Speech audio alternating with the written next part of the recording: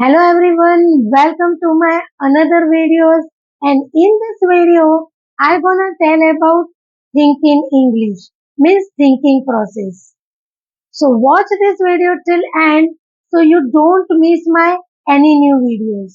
Without further delay, let's come to the point.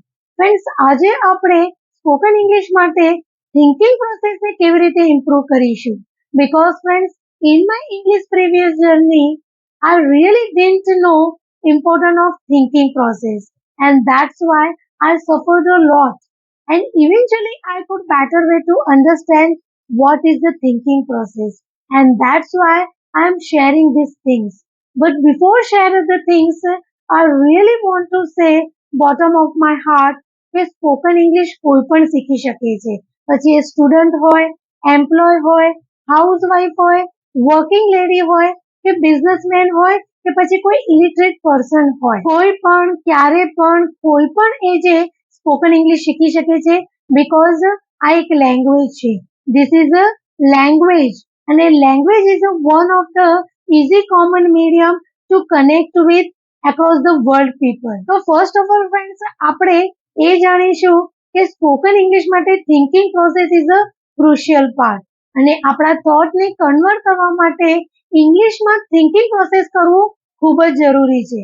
After having several time through listening practice, you have made familiar as well as confidence in the language. Without any knowledge, anyone like zero level, basic level, intermediate level, advanced level, very simple way, English cartoon stories video by Bluetooth or AirPod listening skill ને develop કરીને ઇંગ્લિશમાં thinking પ્રોસેસને enhance કરી શકે છે. Directly you can consume a vocabulary and sentence formation, and after couple of months you are able to improvement in a thinking process.